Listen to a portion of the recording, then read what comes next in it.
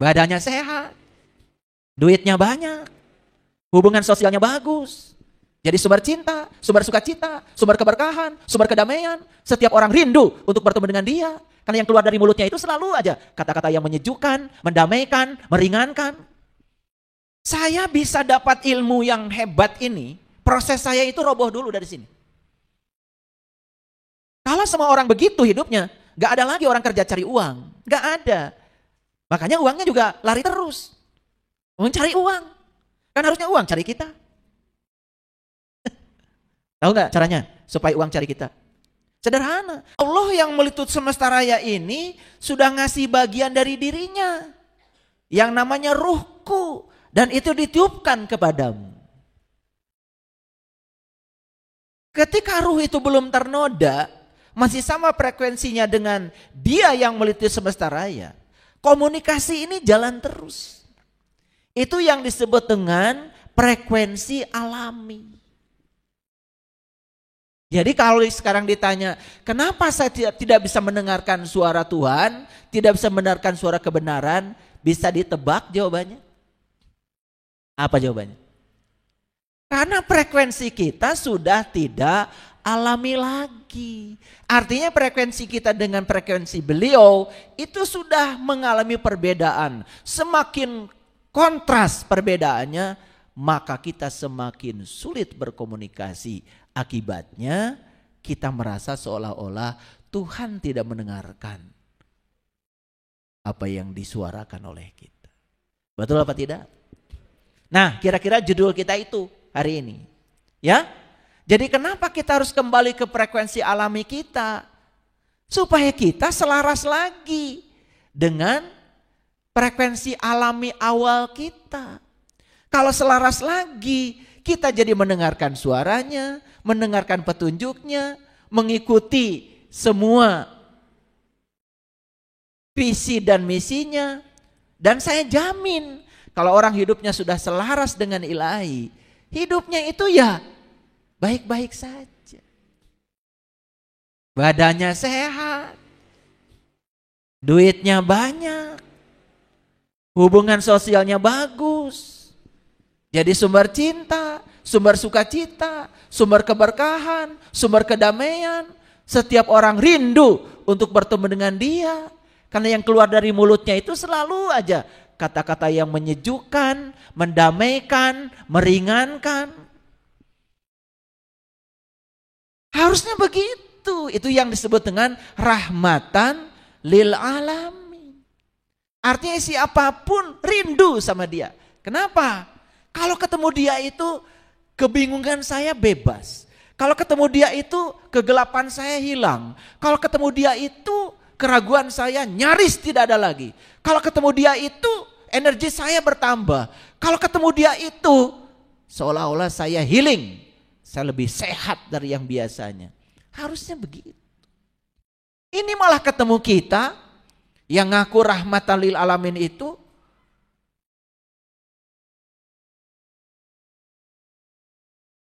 kata-katanya negatif, pikirannya negatif, penuh dengan kebencian, gampang menghakimi, tidak menghargai perbedaan, menyebalkan. Udah masuk kira-kira? Udah bisa jujur sekarang? Allah itu sampai nggak tidur, nggak ngantuk. La ta'khuduhu sinatu wala naum. Dia terus saja mengingatkan kita, tapi suaranya nyaris tak terdengar oleh kita. Kenapa? Karena sudah beda frekuensi. Makanya harus kembali lagi. Itulah pentingnya kata Nabi, ilmu mengenal jati diri. Jadi kita tuh sudah lupa pada jati diri kita sendiri. Kita sudah tidak kenal siapa kita yang sebenarnya itu. Bahkan kita mengidentifikasi seolah-olah kita ini yang terluka, kita ini yang ada di pikiran itu. Dan kita mengidentifikasi seolah-olah saya itu adalah pikiran. Saya itu adalah luka yang ada di pikiran. Kita sudah lupa bahwa diri kita itu adalah sang kesadaran itu. Makanya saya kasih tahu. Apapun yang kita kerjakan, jadinya apa? Melawan arus. Tidak sejalan dengan maunya ilahi. Padahal tujuan kita diciptakan oleh beliau itu sebetulnya bukan untuk menjadi siapa-siapa, kecuali untuk menjadi diri kita sendiri, menjalankan visi dan misinya ilahi yang disebut dengan menjadi kepanjangan tangan Tuhan untuk menyampaikan cinta kasih Tuhan. Kalau semua orang begitu hidupnya, gak ada lagi orang kerja cari uang, gak ada. Makanya uangnya juga lari terus, mencari uang. Kan harusnya uang cari kita. Tahu nggak caranya supaya uang cari kita? Sederhana. Lakukan segala sesuatu dalam hidup ini karena saya percaya saya lahir ke dunia direncanakan Allah dan saya datang ke dunia untuk menyampaikan cinta kasih Allah lewat saya. Bekerjalah sebagai kepanjangan tangan Allah. Yang jadi dokter, bekerjalah sebagai kepanjangan tangan Allah untuk menolong orang-orang yang butuh pertolongan kesehatan. Apa uang tidak datang? Jadi uang bukan tujuan. Uang itu hadiah dari semesta karena kebaikan kita. Bahkan yang datang jauh melampaui yang kita pikirkan. Itu yang disebut dengan wayar zukhu min haitsu la yahtasib. Bagaimana kita bisa mendapatkan rezeki dari arah yang tidak disangka? Kita menyangka terus seolah-olah rezeki saya adalah dari tempat itu di mana saya bekerja. Karena bekerja digerakkan oleh rasa kekurangan akan uang. Harusnya bekerja itu digerakkan oleh rasa berkelimpahan. Karena ada Allah dalam diri saya. Ada Dia yang maha segalanya. Ada Dia yang menggerakkan saya. Ada Dia yang punya cinta. Coba mulai kerja seperti itu. Saksikan keberlimpahan datang tanpa batas. Kita kan cuma ngomong aja. Quran petunjuk, Quran petunjuk, Quran petunjuk. Begitu saya tunjukkan berdasarkan Quran. Karena berbeda dengan yang diajarkan kebanyakan orang. Malah bilang saya sesat. Aneh. Itu betapa parahnya mental kita ini. Makanya kita tertutup terus. Tidak suka hal baru. Makanya hidupnya gitu-gitu aja. Dari siklus ke siklus. Dari penderitaan ke penderitaan. Tidak bisa bangkit keluar dari situ. Paham? Oke. Sekarang saya mau nanya sama Bapak Ibu. Kalau Bapak Ibu tidak tahu tentang sesuatu, tanya siapa? Tanya siapa? Tanya yang tahu. Oh, udah sok tahu. Oke, saya tunjukkan deh ayatnya supaya ngerti semua. Kita udah masuk ya, ini mulai agak berat sedikit.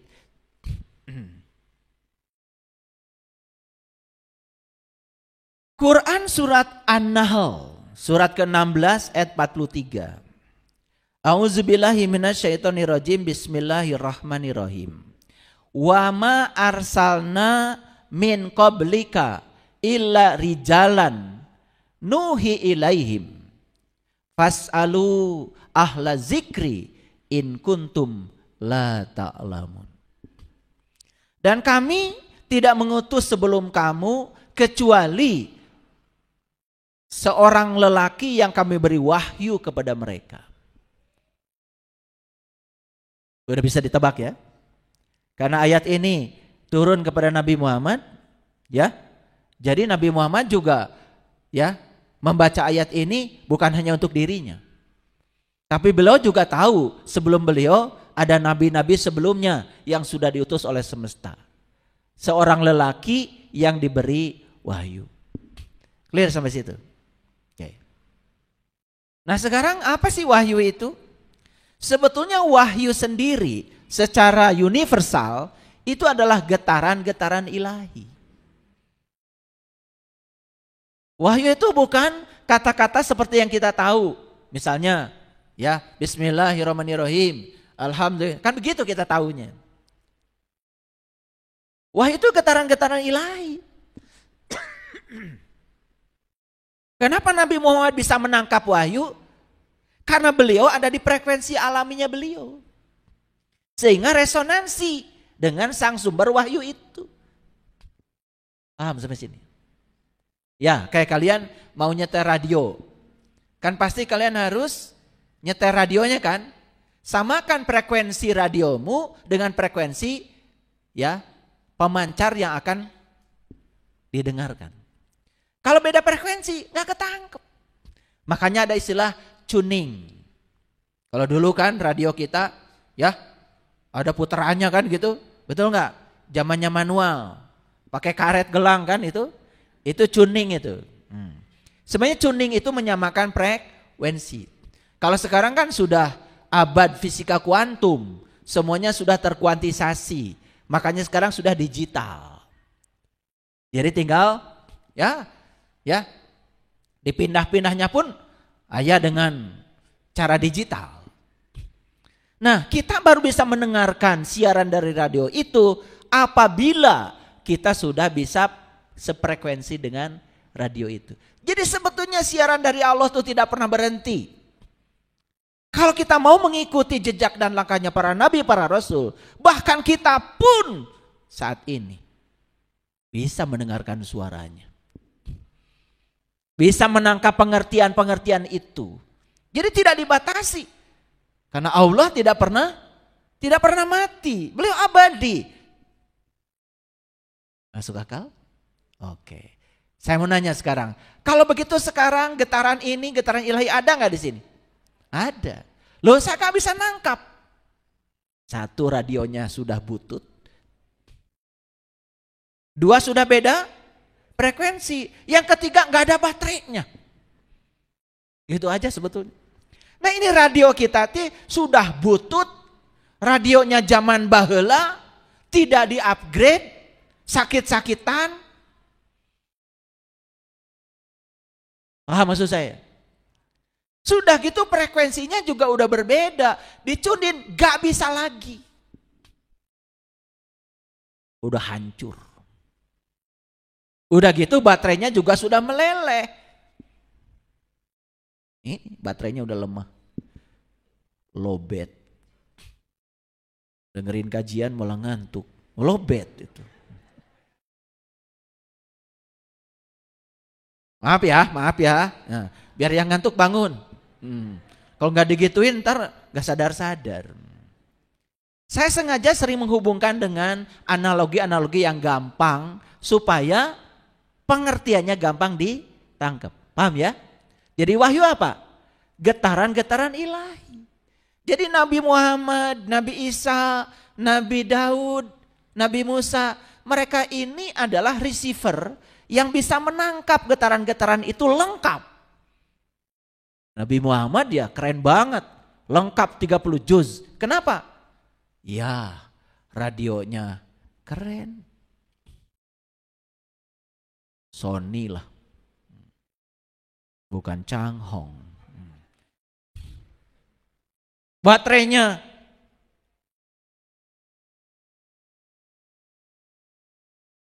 saya nggak mau nyebut mereknya, nggak bayar sama saya. Pokoknya baterainya keren, terus tune-innya pas. Makanya semua suara-suara, informasi yang nyampe ketangkep dan bisa disampaikan kepada kita. Keren gak? Tapi setelah sampai kepada kita, kita cuma baca kulitnya saja. Pesannya gak nyampe kepada kita. Apalagi kita tidak mengalami itu. Luar biasa. Oke, sampai situ ngerti? Nah, oleh karena itu, fas'alu ahla zikri in kuntum la ta'lamun. Kata Quran, kalau kamu tidak mengerti sesuatu, tanya ahli ingat. Zikri itu ingat. Kalau kalian habis sholat, nyebut-nyebut subhanallah, alhamdulillah, Allah, awas, itu mah wiridan. Itu menyebutnya pakai mulut. Kalau ingat gak pakai mulut, ingat itu ada alatnya di dalam, gak tahu sebelah mana. Cuman kata Quran, ingatlah Allah sebagaimana kau mengingat bapakmu. Fazkurullah kazikrikum abaakum. Saya mau nanya, ingat gak sama orang tua sekarang? Kenapa ingat? Pernah ketemu. Ingat dulu, ketemu dulu. Saya yang gak pernah ketemu orang tuamu, walaupun disebut-sebut namanya 1000 kali sekarang di sini, gak bisa ingat. Masuk akal? Beda mengingat dengan menyebut. Tapi kenapa kalian selama ini mengklaim kalau sudah menyebut-nyebut katanya sudah zikir? Nah, itu lagi-lagi yang namanya kebodohan. Maaf ya, harus disampaikan.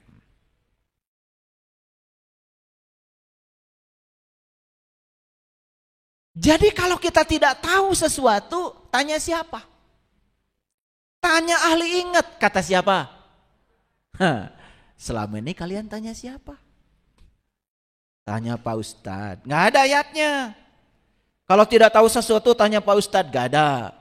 Tanya Pak Kiai, nggak ada. Tanya pimpinan pondok pesantren, nggak ada. Tanya ulama, nggak ada. Nggak ada. Kalau kamu tidak tahu, tanyalah ahli ingat. Clear?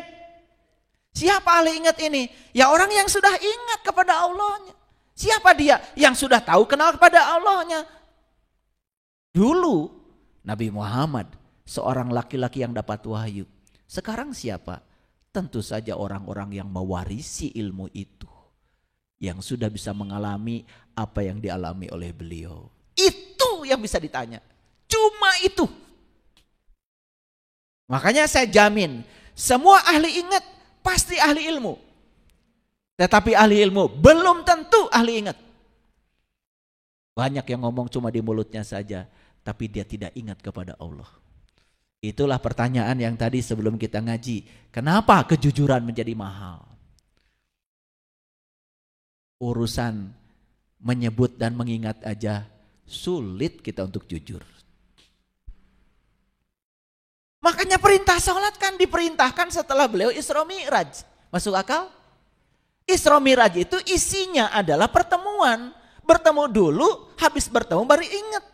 Makanya Nabi Muhammad selama sholatnya ingat saja kepada Allah. Makanya beliau sholatnya gak berat. Karena sudah termasuk orang-orang yang khusyuk. Kalian sholatnya berat. Coba begitu Allahu Akbar, pengen ingat sama Allah. Dicipta-cipta, berat. Dan kalau mencipta pun, yang dicipta bukan Allah lagi. Itu Allah buatan pikiranmu sendiri. Berat enggak? Nah, sudah sholatnya berat, makanya sabarnya jadi berat. Saya tahu wajah-wajah kayak gini. Tahu. Suka kasihan saya kalau lihat itu.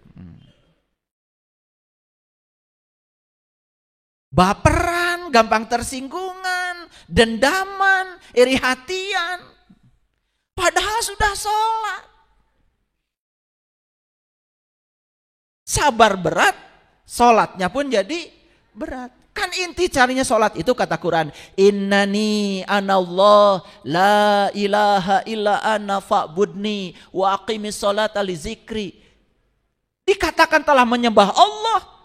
Kalau selama sholat kita tidak ada yang diingat kecuali Allah. Jujur Bapak Ibu sekarang. Selama sholat ingat apa? Hebat ya Bapak Ibu. Ingat kemana-mana tapi ngakunya nyembah Allah. Padahal ayatnya fa'budni wa aqimis sholata li zikri. Inti sarinya sholat itu mengingat Allah. Dan mengingat Allah mudah bagi mereka yang sudah tahu dan kenal kepadanya. Sulit bagi mereka yang belum tahu dan kenal kepadanya. Coba sekarang saya kasih tahu. Bapak saya namanya Bapak Muhammad Komar. Singkat aja Pak Komar. Coba ingat-ingat bapak saya. Berat kan? Berat kan? Ya. Coba sebut-sebut aja. Silakan. Bisa ingat sama bapak saya. Itu aja kalian gak jujur. Betul gak? Mulai jujur sekarang. Aduh, kalau yang jujur langsung gini. Aduh, bodoh saya. Siapa yang bilang bodoh itu? Itu ada Rasulullah sejati dalam diri kita, namanya fatonah. Fatonah tuh ada di sini. Sifatnya fatonah tuh cerdas. Makanya ketika kalian tahu bahwa kalian bodoh, langsung bilang, aduh bodoh banget ya saya selama ini. Tuh, fatonahnya sedang hidup. Orang mana ya fatonah?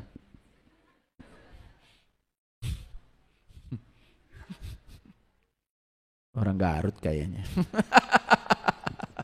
Jadi kalau tidak tahu, tanya siapa? Nah, makanya kata Nabi, awaluddin ma'rifatullah. Awal agama mengenal Allah. Yang harus kita tahu pertama kali dalam hidup. Bukan matematika, bukan fisika, bukan kimia, bukan biologi. Yang harus kita tahu adalah Sang Pencipta dari semua itu. Karena kalau sudah itu tahu, semua rahasia yang lain di alam semesta ini semua akan terbuka. Percaya sama saya. Kenapa para nabi, para rasul tidak belajar fisika, tetapi pikirannya panjang. Tidak belajar kimia, tidak belajar biologi. Kenapa pikirannya itu sangat visioner? Karena beliau sudah bertemu pemiliknya. Jadi jelas sekali Quran mengatakan, kalau kamu tidak tahu, tanya siapa? Tanya ahli, ingat. Kata siapa? Surat apa? Nah gitu. Jangan kata Quran disuruh nyebutin, gak bisa. Surat An-Nahl ayat 43, saya jelaskan di sini. Clear sampai sini? Jadi selama ini kita bertanya salah alamat. Tapi mencari ahli ingat tidak mudah. Ahli ingat itu di Quran disebut ulul albab.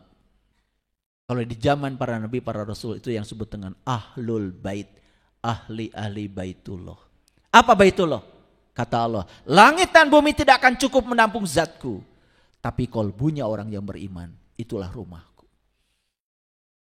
Makanya bagian terdalam dari kolbu namanya lub. Makanya ulul albab. Ulu itu artinya pemilik. Albab dari kata lub. Jadi ulul albab itu pemilik kolbu. Mereka yang sudah sering berkunjung ke rumah Tuhan yang sebenarnya. Itulah yang disebut dengan orang-orang yang khusyuk. Makanya orang yang sudah di level itu sabarnya ringan, sholatnya pun ringan. Keren ya Quran? Keren? Oke. Nah, sekarang kita lanjutkan. Ini ada Quran surat Al-Baqarah ayat 259. Ini kalau saya bacakan bahasa Arabnya kepanjangan. Sampai enggak muncul nih terjemahannya. Dan kalau saya bacakan juga, coba saya bacakan ya. Au kalladzi marra ala qaryatin wa hiya khawiyatun ala urushiha. Arti? Nah, makanya buang-buang energi. Udahlah, saya baca artinya aja ya. Ya kan enggak nyambung. Betul enggak? Enggak nyambung. Makanya saya baca artinya aja. Insya Allah artinya sudah saya coba sesuaikan dengan teks bahasa Arab. Ini Bapak Ibu mohon maaf nih agak padat tulisannya ya. Tapi saya bacakan pelan-pelan. Apakah orang yang melalui suatu negeri yang telah roboh menutupi atapnya. Ini cerita tentang orang yang dalam perjalanan ini, dalam kehidupan ini sudah roboh atapnya. Ini bahasa mutasyabihat. Tapi saya menangkapnya sangat mudah karena saya sudah mengalami. Atap itu biasanya bicara bagian atas dari rumah kita. Ingat ya, kalau guru-guru saya selalu mengatakan, kalau kamu ingin menangkap makna Quran, jangan keluar dari dirimu. Jangan keluar dari dirimu. Karena Quran ini petunjuk buat manusia. Makanya saya tidak mau keluar dari diri saya. Nah, kalau saya memahami atap di sini, atap yang roboh itu, ini bagian atas kita yang ini yang roboh. Coba perhatikan ya.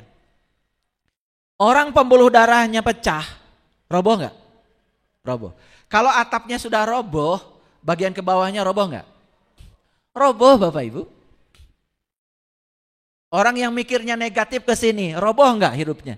Roboh.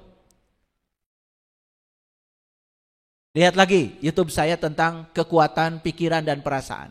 Lihat lagi itu. Semua di sini Bapak Ibu, semua di sini. Karena ini adalah kreator kehidupan kita. Di sini kreator kehidupan kita. Nah, kalau atapnya roboh, maaf ya, lihat orang yang roboh atapnya. Yang keluar dari mulutnya itu yang negatif, kebencian, ketidaksukaan, penghakiman, dualitas, benar salah, baik buruk. Lihat tuh orang yang sudah roboh di sini. Pesimis, protes, putus asa. Gak ada yang baik-baik. Paham maksud saya? Ini cerita siapa Bapak Ibu? Siapa? Awas, kan jangan keluar dari diri kita. Cerita siapa? Diri kita. Dirimu. Ya, kalau kita ikutan dong saya. Saya bisa dapat ilmu yang hebat ini, proses saya itu roboh dulu dari sini. Roboh dulu. Kadang-kadang memang harus dirobohkan untuk mengalami kebangkitan. Saya pernah dirobohkan ekonomi saya, dirobohkan dunia saya, wah macam-macam. Dan saya bisa duduk di sini hari ini karena saya memilih untuk tetap hidup. Tidak mau saya berhenti seroboh apapun. Dan saya percaya bahkan dari reruntuhan sekalipun kita bisa bikin pondasi yang hebat. Dari rumah yang runtuh pun kita bisa bikin rumah yang indah kalau kita tahu caranya dan mau kita bangkit. Nih untuk yang roboh-roboh, tenang. Kalian tuh udah robohnya segala. Keyakinannya roboh, agamanya roboh, ekonominya roboh, tubuhnya, hubungan sosialnya roboh, lambungnya. Habis makan juga gak karu-karuan. Roboh semuanya. Tapi yang paling bahaya adalah roboh dari sini ke atas. Kenapa? Karena dari sini ke atas ini, ya, kalau kita investasinya kurang dari 75%, kita gak punya masa depan. Makanya orang yang selalu rezekinya untuk dari leher ke bawah, lebih banyak, leher ke atasnya sedikit. Lihat, dia tidak punya masa depan. Dan semua orang punya masa depan adalah mereka yang investasinya 75% dari sini ke atas. Dari sini ke bawah 25% aja. Gak apa-apa, gak pakai kerincing-kerincing di sini, gak apa-apa. Gak apa-apa, gak pakai kerincing-kerincing di sini, gak apa-apa, gak apa-apa. Yang penting ininya hebat. Ininya hebat nih. Karena hebatnya orang tuh dari sini ke atas nih. Paham maksud saya? Itulah pentingnya kita sekolah. Pentingnya kita mengembangkan diri. Semua tuh dari sini ke atas Bapak Ibu. Bahkan nasib kita akan berubah kalau dari sini ke atasnya sudah berubah. Nah, dengarkan kajian-kajian saya tentang neuroscience dari sini ke atas. Makanya kalau kita ingin merubah nasib di sini. Ini cerita siapa tadi? Ya, cerita orang yang melalui suatu negeri memasuki kehidupan ini, tetapi atapnya sudah roboh. Gak apa-apa, gak apa-apa Bapak Ibu. Kita sekarang bikin rumah yang bagus dari reruntuhan, oke? Siap? Oke, gak apa-apa. Terkadang harus sakit dulu, terkadang harus kehilangan dulu, terkadang harus berantakan dulu, gak apa-apa. Gak apa-apa. Karena kebenaran juga begitu. Ya, kebenaran itu sulit di awal, berantakan di tengah, tapi akan indah pada akhirnya.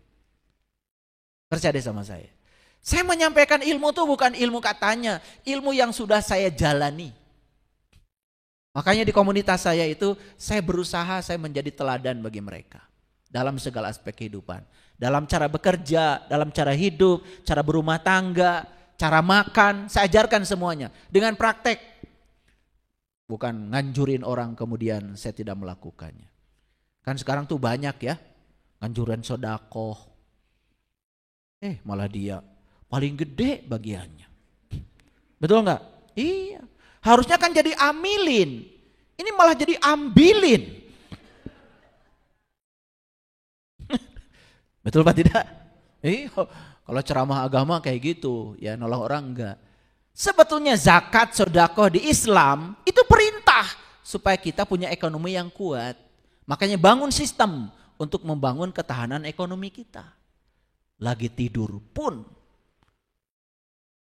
M-banking harus jalan. Tahu caranya? Banyak caranya sekarang. Ya, saya lagi tidur pun yang nonton YouTube saya banyak. Lagi tidur yang beli buku saya banyak.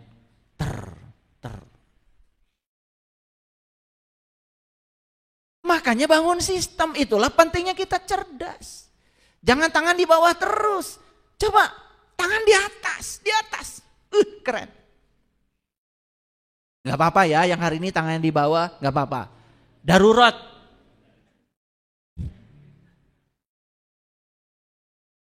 Lucu ya, mengajarkan sedekah, dia sendiri gak pernah. Maaf. Bagaimana Allah menghidupkan kembali negeri yang sudah hancur ini? Itulah pertanyaan di ayat ini. Bagaimana Allah menghidupkan negeri yang sudah hancur ini? Ini paradoks Bapak Ibu. Lalu maka Allah mematikan orang itu 100 tahun kemudian menghidupkannya kembali. Pusing Bapak Ibu baca ayat ini. Sudah hancur negerinya. Ditanya bagaimana cara Allah menghidupkan orang mati? Kata Allah, akan dimatikan kamu 100 tahun untuk hidup kembali. Pusing kan? Iya. Karena kita belajar agamanya cuma di kulit luar aja. 100 tahun aja. Mati aja. Itu. Padahal leluhur kita sudah mengajarkan ilmu. Mati sakjroning urip. Di Piriangan sudah diajarkan ilmu nganjang kapageto. Nabi Muhammad bilang, mut anta qabla mut. Belajarlah mati selagi hidup. 100 tahun, angkanya berapa? 3 kan? 100.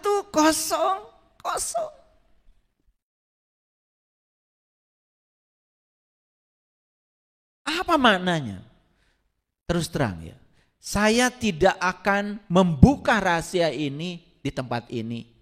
Tapi saya kasih sedikit aja clue-nya. 100 itu 100. Dan itu kalau dalam elektronika 1 dan 0 itu yang disebut dengan biner. Makanya dunia elektronika dikendalikan oleh 2 angka aja. 1 dan 0. Yes or no. Lampu ini bisa nyala. Tidak bisa saklarnya di tengah. Konslet. Kalau mau nyala, nyala. Kalau mau mati, mati. Yes or no. Saya tidak bisa membuka rahasia ini terlalu vulgar. Tapi saya yakin suatu saat Bapak Ibu yang bisa bertemu dengan saya di acara khusus, saya buka rahasia ini. Langsung. Tapi sekarang cukup saja saya menyampaikan luarnya dulu. Jadi kalau ingin kita bangkit dalam hidup, makanya kuncinya cuma 1. Yes or no. 1 atau 0. Jangan setengah. Nah kan kebanyakan kan setengah.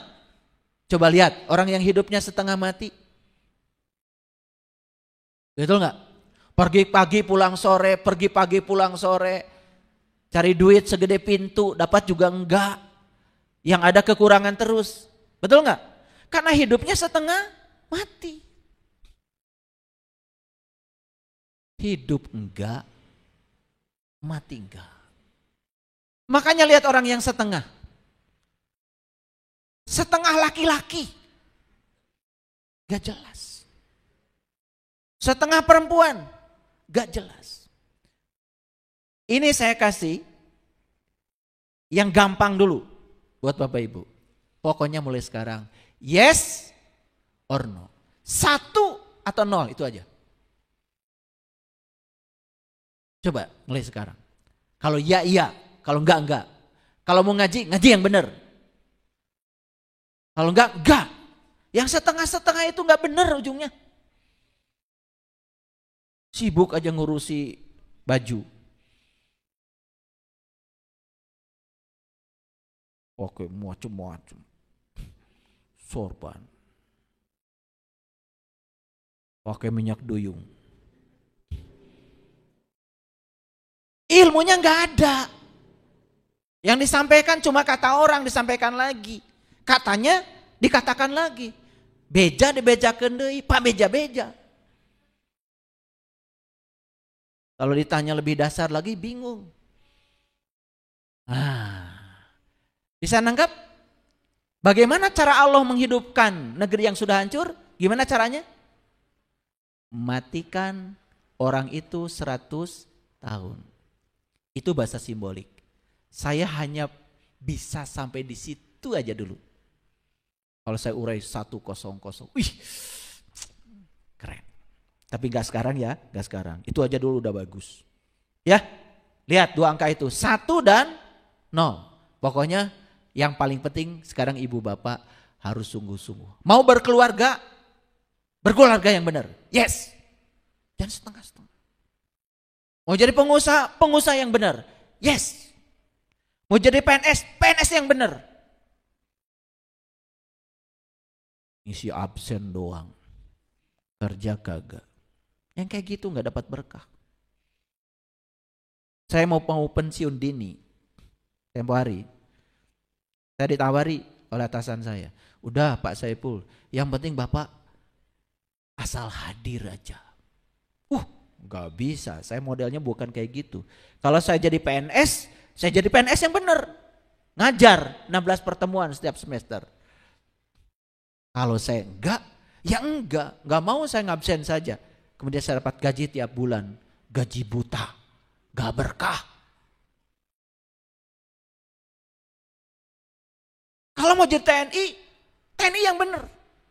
Kalau mau jadi polisi yang benar. Jadi hakim yang benar. Jadi jaksa yang benar. Kalau jadi pengusaha yang jujur. Itu yes or no.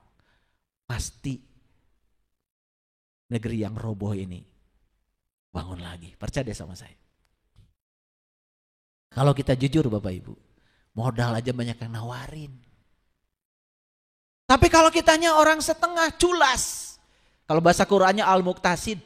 Al-muqtasid itu gandul. Jadi di langit enggak, di bumi enggak. Ya, manusia bukan. Setan iya.